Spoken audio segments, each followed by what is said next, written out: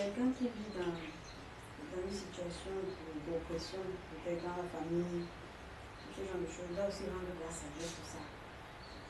Oui. C'est-à-dire que si tu as les oppressions, donc la question c'est pour quelqu'un qui vit dans les oppressions, peut-être avec sa famille biologique, c'est ça? Voilà, qui vit parce que avec sa famille biologique, est-ce qu'il doit rendre grâce à Dieu pour ces oppressions? Maintenant, il faut d'abord, je laisse la dimension famille, n'est-ce pas? Je prends d'abord le mot oppression. L'oppression, c'est quoi? L'oppression pour quelqu'un qui est rouillé, c'est-à-dire un esprit rouillé, un esprit qui ne vit pas dans le temps de Dieu, comme je disais, qui ne connaît pas Dieu, qui ne sait même pas qui il est. L'oppression a été présentée à ce genre d'individus par la société que c'est un danger, c'est un acteur qui n'est pas bon, en fait c'est un opposant. Donc il est là pour te tuer. Alors c'est ça. Maintenant, et le mot oppression est un mot qui est vivant. Et les initiés, les ingénieurs sociétaux ont bien compris quoi mettre dans ces mots. Parce que quand à l'école, quand on faisait les figures de style en français, on parlait des qualificatifs. Et dans ces qualificatifs, il y avait des mots péjoratifs. Tout ce qui est péjoratif, tu vois quelqu'un dit, il est court comme une... Tu vois un peu, non? Quand on dit pygmée, on dit ah. Est-ce que tu vois un peu? Quand on était en Europe, tu sors ton passeport, on dit ah, l'ondolé, cache ça. On veut voir le Bordeaux. Tu vois, tu es en Europe, mais tu es stressé par rapport à la façon la société construit. Quand tu te présentes devant quelqu'un, on demande ta nationalité. Tu vois peut-être un noir là-bas dit je suis français ou anglais. Toi, tu as honte de dire que tu es camerounais. C'est une oppression. Et elle devient oppression, pourquoi? Parce que moi, la manière dont la société m'a construit, elle m'a très mal construit. Elle m'a justement construit expressément pour que les mots me font peur, pour que les situations me font peur, pour que les événements me font peur. Et en dehors même de ça, vous allez à l'hôpital, le médecin fait un diagnostic. Observez bien, quand vous sortez, quand le médecin sort de là, il vous donne par exemple, il te dit un kyste ovarien, tu as un kyste ovarien tangentif. Tu lui dis, donc calme-toi, explique-moi de quoi est-il question. Il te dit par exemple un nouvel machin truc. Directement, qu'est-ce qui se passe? Tu as peur. Donc dès que tu sors de là, la maladie devient très puissante. La force de la maladie se multiplie fois 10. Parce qu'avant que tu ne parles, tu n'avais pas encore la quintessence, c'est-à-dire que vraiment la dimension du mot, de ce qui se passe. Mais quand on te sort un mot avec un vocabulaire, un qualificatif bizarre, tu dis, mais je suis déjà morte. C'est l'oppression qui commence. Il y a des gens qui sont morts du sida quand on leur dit qu'ils ont le sida. Mais pourtant, à côté, dès qu'on lui dit qu'il y a le sida, on lui dit en même temps qu'il y a le médicament. Il dit non, le sida, même le médicament, les rétros ne peuvent pas gérer ça. Le gamin, il appelle la mort. Donc, parce qu'on t'a construit de manière que dès qu'il y a oppression, il faut appeler, faire appel à la mort. Parce que l'objectif de l'oppression, selon la société dans laquelle nous vivons, c'est que ça doit te tuer. La finalité de l'oppression, c'est qu'il faut que tu parles. Et pourquoi j'ai enlevé le mot famille expressément, hein, c'est parce que c'est là qu'elle va chuter. Quand vous prenez aujourd'hui les informations à la télévision, à la radio, il n'y a rien qui vient de nos télévisions et de nos radios qui n'est pas oppressant. Que ce soit même des radios occidentales. C'est-à-dire, je n'ai même pas envie de citer les noms des radios. C'est une infamie, c'est de la calamité. C'est la fin même du monde qu'on annonce tous les jours. C'est de l'oppression. Il y a l'oppression sociétale au niveau de ce qu'on appelle je veux manger quoi, je veux dormir où, je veux devenir quoi après mon diplôme. C'est de l'oppression. Mais tout ça, on appelle ça oppression, pourtant au fond c'est rien. Pourtant au fond c'est rien. Alors maintenant, pour un être qui est régénéré, qui vit dans les explications, c'est-à-dire dans le temps de Dieu, que tous les jours il est actualisé par Dieu. Chaque événement, circonstance ou mot, oppression est une énergie de propulsion pour lui. Est-ce que tu comprends ce que je dis? Ça veut dire ce qu'on appelle oppression, le païen, l'ignorant, l'inconscient, appelle oppression, pour celui qui vit, pour un vivant, c'est une énergie de propulsion. À l'époque, quand je jouais les games, il y avait des parties très intéressantes dedans. Tu vois, plus tu combats, regarde, quand tu combats, tu avances. Il y avait parfois, ça pouvait être symbolisé par une touffe d'herbe. Dans l'image, hein, dans l'image du jeu vidéo, quand tu allais, tu embrassais la touffe d'herbe là, tu vois, ça t'augmentait l'énergie. Je ne sais pas pour ceux qui ont joué les jeux vidéo. Donc il y avait des petits trucs là, parfois c'est un flux qui venait, tu prends, ça t'augmente l'énergie. On est dans un jeu. L'univers n'est qu'un jeu. Je dis, ce n'est qu'un jeu. Et tous les jours, comme le jeu se passe, il te faut du carburant. Et le carburant pour un être réveillé, c'est les oppressions. S'il n'y a pas oppression, pour un être réveillé, il n'avance pas.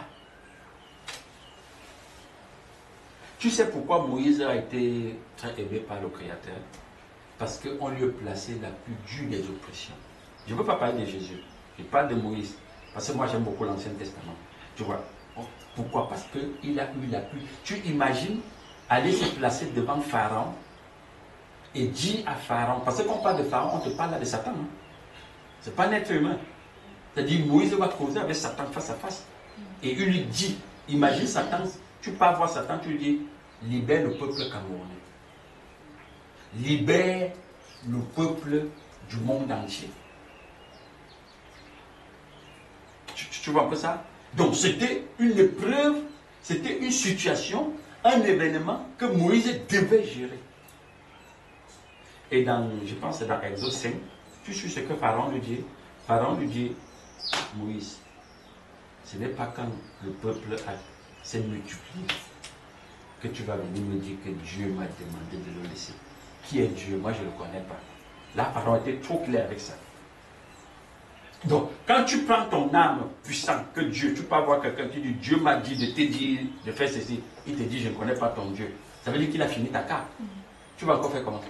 C'est la raison pour laquelle tu vois, pour qu'on fasse partie d'Israël, comme Dieu est vivant, il n'a pas voulu montrer que moi je suis vivant, je veux me comporter comme Dieu. Il n'a qu'utilisé les choses que Pharaon s'agrippait sur ça pour être tout puissant. La grenouille que Pharaon, parce qu'on appelait Pharaon Ra, le dieu du soleil. Il a utilisé le soleil, il a utilisé la pluie, il a utilisé les grenouilles, il a utilisé le temps.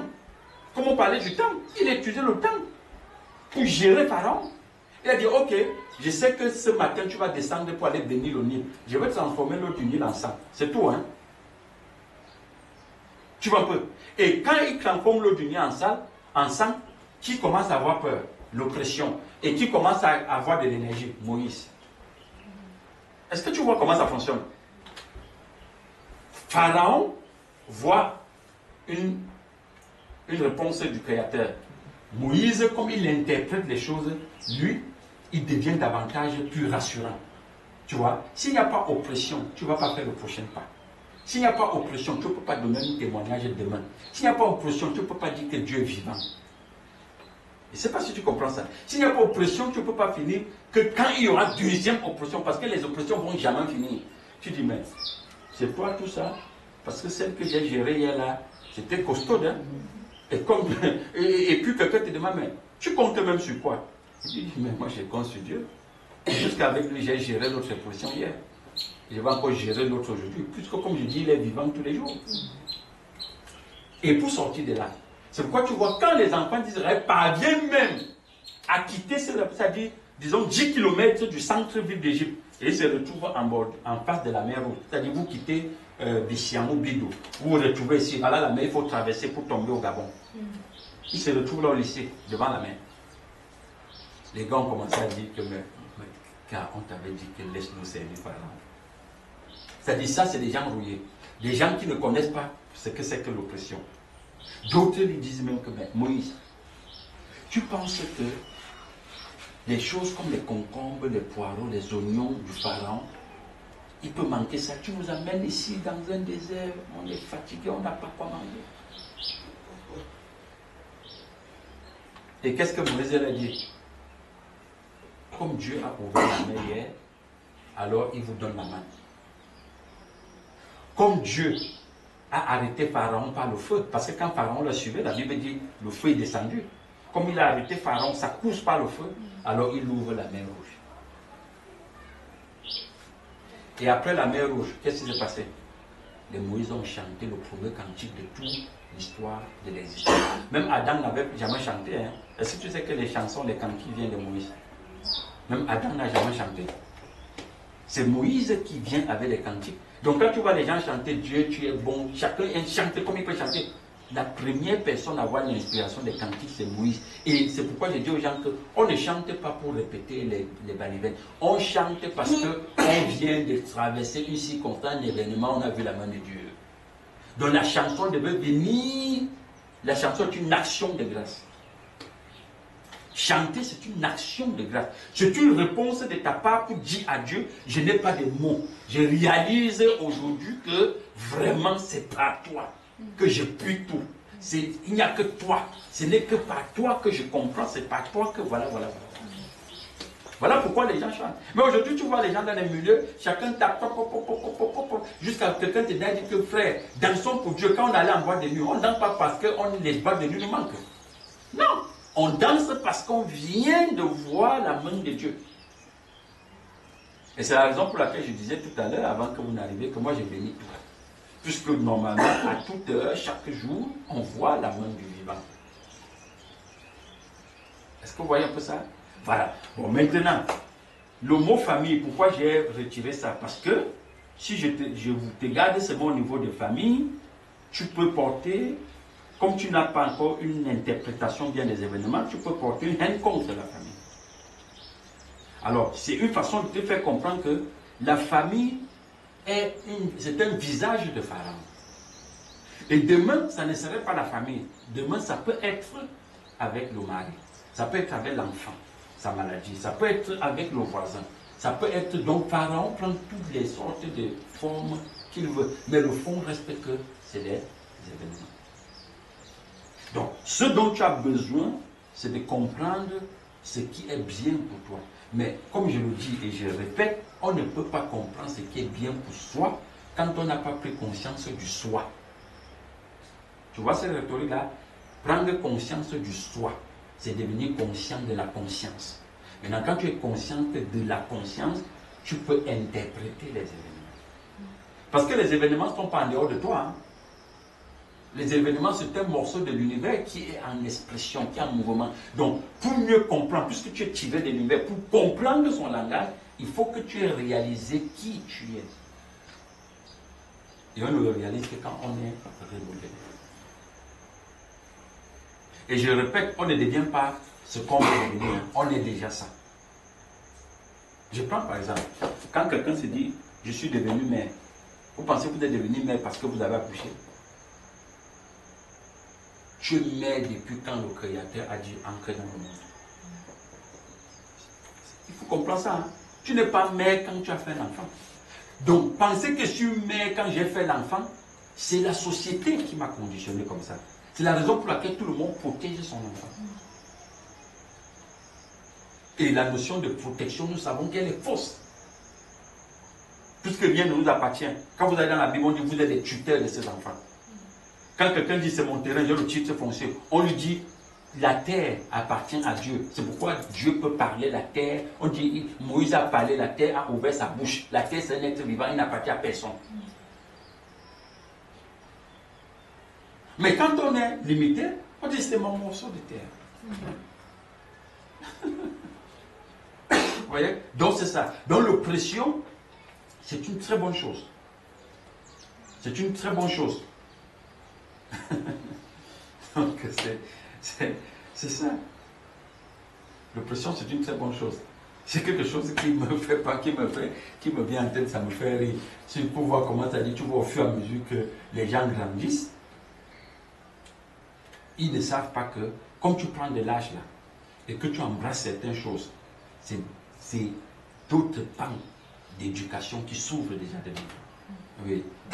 Non, je parlais de l'oppression. Moi, je les appelle souvent des cadeaux. Voilà. Des cadeaux emballés que je suis libre de prendre ou de ne pas prendre. Voilà. Est-ce que c'est possible que, parce que quand on dit l'oppression, peut-être ça peut être une parole que quelqu'un t'avance. Voilà.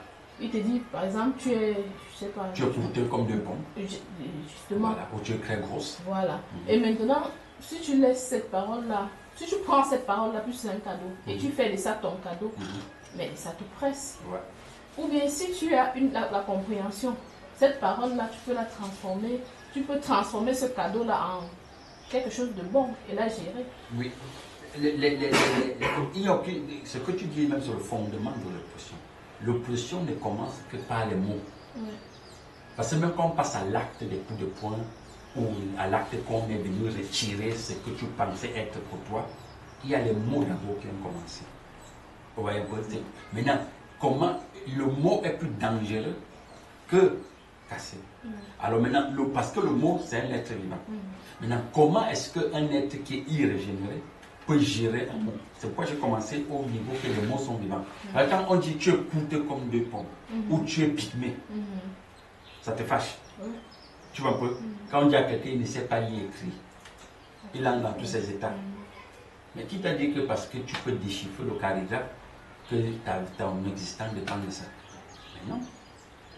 Moi j'ai vu, j'ai rencontré quelqu'un ici au Cameroun, je parle M. Mongita, qui me faisait savoir, ses enfants n'ont pas trop évolué dans l'histoire des écoles, mais ils ont une tête, ils dépendent des voitures. Il n'y a rien qui les dépasse. Ils ont une intelligence inouïe.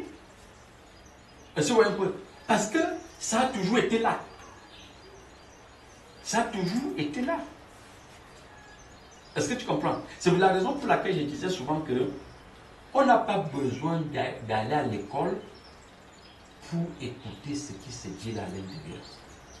Quand on est assis là, on écoute ce qui se dit à l'intérieur.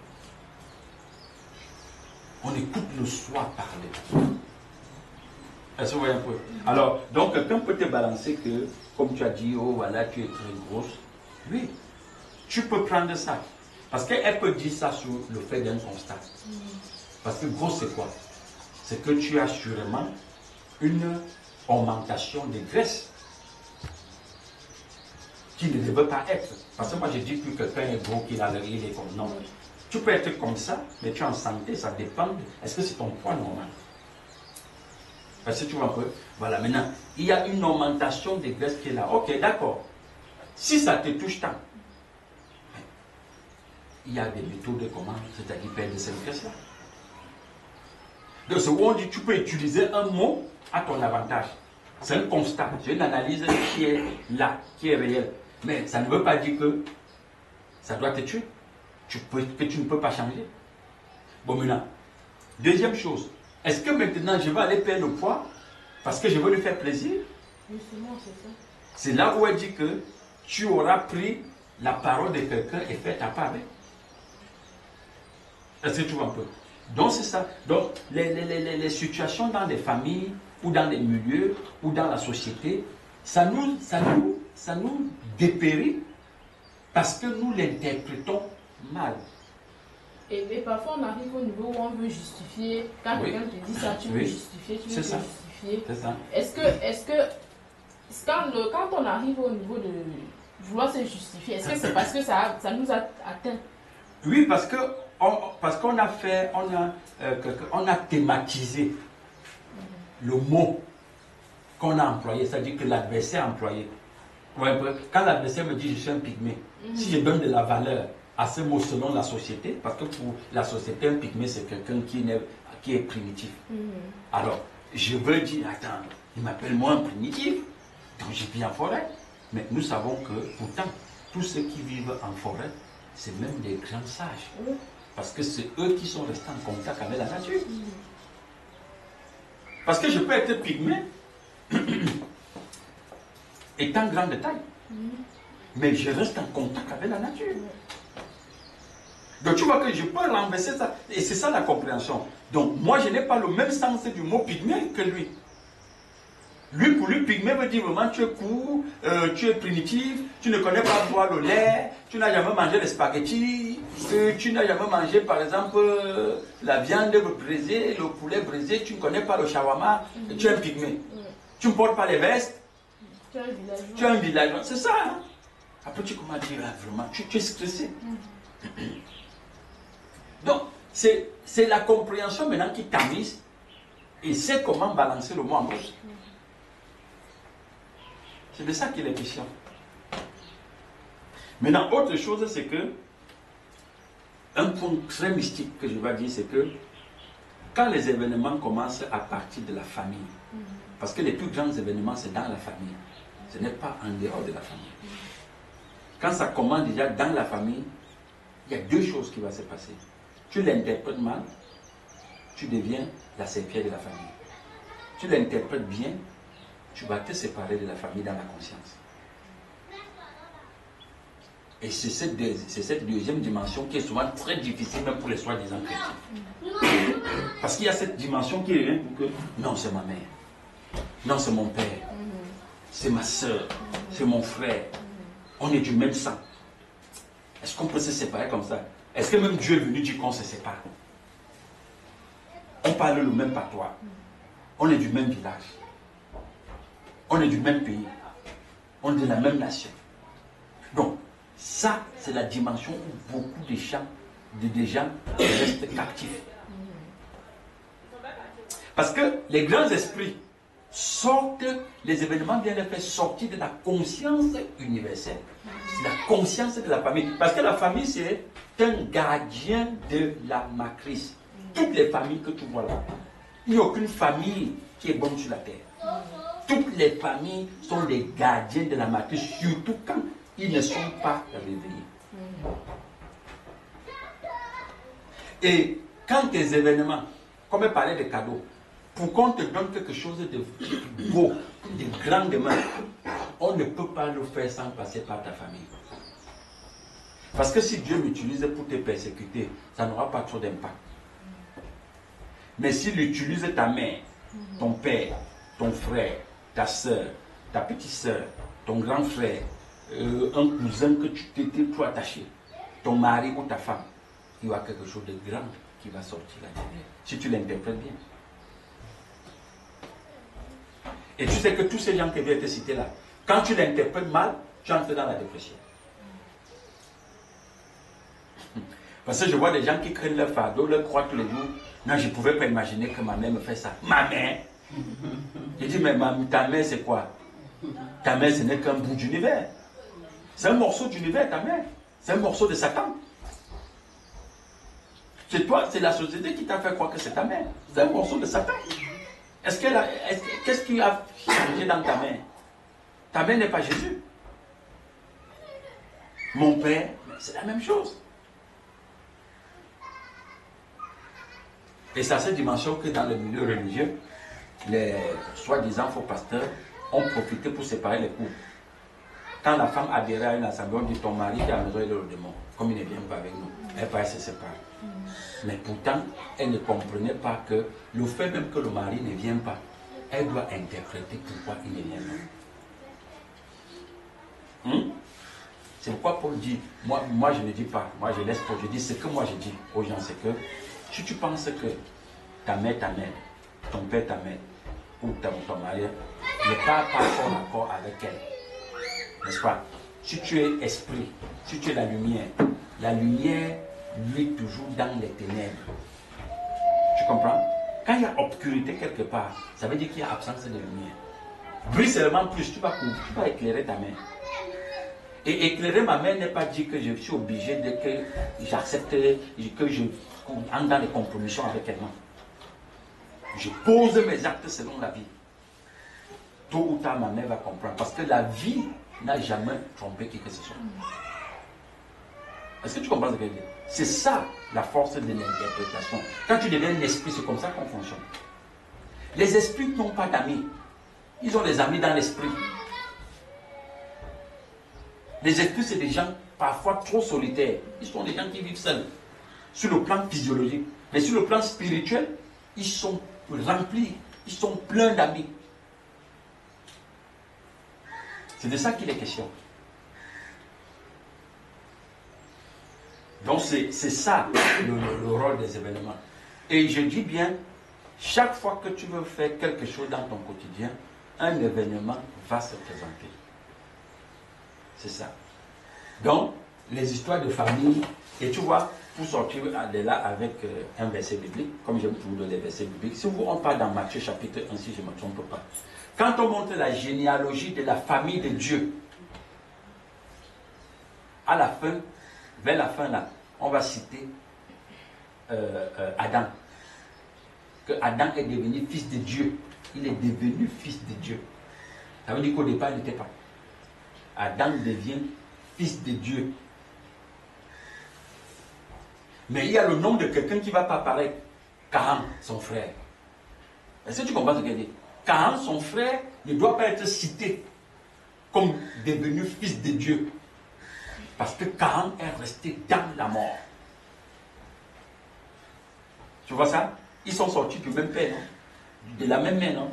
Mais l'autre est devenu fils de Dieu quand l'autre est resté Caïn. Donc les familles que tu vois là, je répète encore, c'est des gardiens de la société.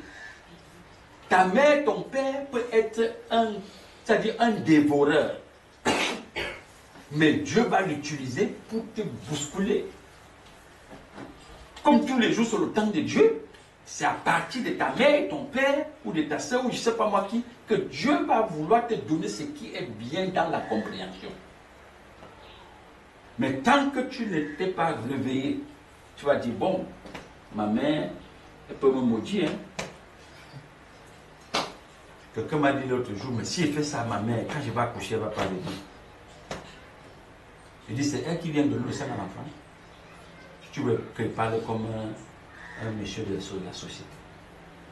Son rôle, que ta mère vienne, que tu as couché, son rôle c'est quoi là-dedans?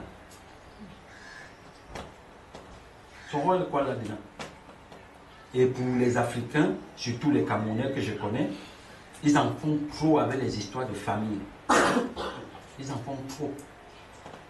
Moi je pose souvent la question à certains, mais quand vous allez seulement en Europe là, et que vous êtes même sans papier, l'utilité de ta mère et ton père encore où? Tu as des tas d'événements devant toi que même ni ta mère, même sur la place là, elle va dire que je ne te connais plus comme mon enfant. Elle va t'abandonner avec ça. Donc grandissons un peu. Et c'est dans l'esprit qu'on grandit. C'est dans l'esprit. Voilà pourquoi il est très important que chacun de nous s'actualise. Si tu es périmé, tu vas vivre les événements. Tu ne vas pas vivre les événements, tu vas subir les événements. Tu vas subir l'oppression.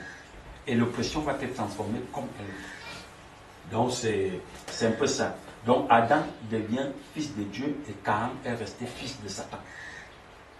Donc la société n'est que des petits Caïn que tu vois là. Ta mère c'est une Caïnite, ton père c'est une Caïnite. Tous là, tant qu'il n'est pas réveillé, tu as fait à Caïn. Donc à tout moment, même ton père peut te tuer. C'est de ça qu'il est question. Et c'est comme ça que le Créateur a voulu les choses. Et pour moi, je ne trouve pas ça mauvais. Ça fonctionne comme ça. Mais c'est à toi de comprendre. Voilà pourquoi il dit, quand j'ai enlevé le mot famille pour que tu n'interprètes pas mal la famille. Tu ne dises pas, bon, voilà. Parce que quand on est dans les événements, l'un des deuxièmes principes de base, quand tu es dans les événements, c'est que il ne faut jamais porter quelqu'un en cœur. Parce qu'au fur et à mesure que tu portes celui ou celle avec qui tu pensais être en rapport de force, tu vas perdre ton énergie de développement. Ne porte jamais qui que ce soit en cœur. Même si on te crée de quoi, tu ne le portes pas en cœur. Parce que tu as besoin de toutes tes facultés pour te connecter au divin. Ça, c'est le deuxième principe dans les événements. Donc, premier principe, c'est réaliser d'abord que tu as fait à 40. Deuxième principe, ne pas le porter en cœur. Troisième principe, interpréter l'événement. Et quatrième, donner une réponse à cet événement. Parce qu'on attend ta réponse. Hein. Même Dieu attend ta réponse en face de l'événement. Il dit Dieu lui-même, attend ta réponse en face de l'événement.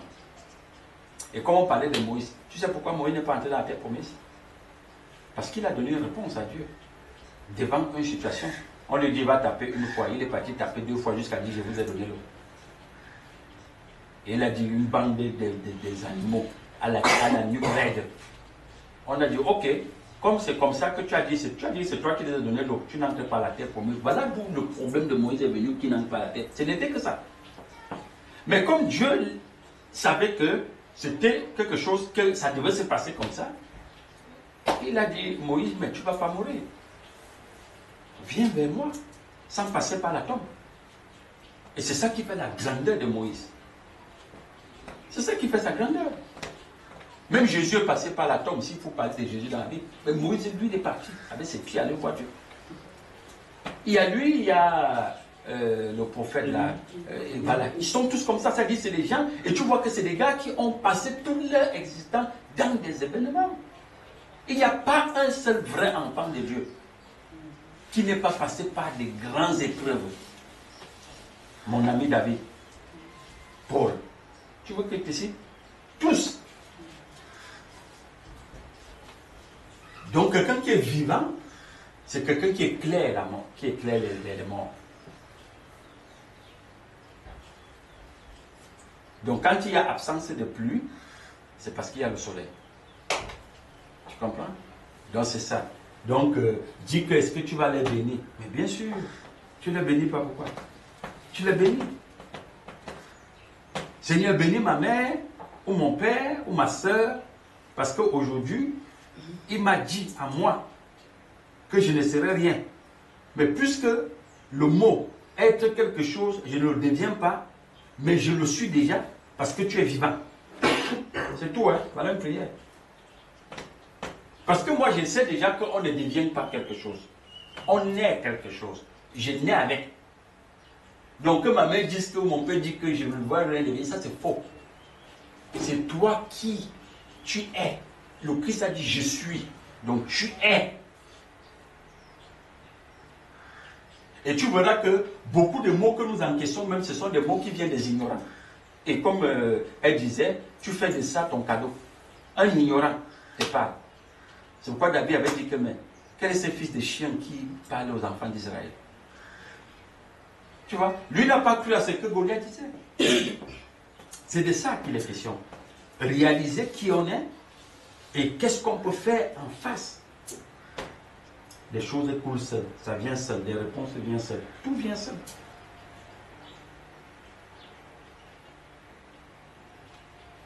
Donc c'est ça. Voilà.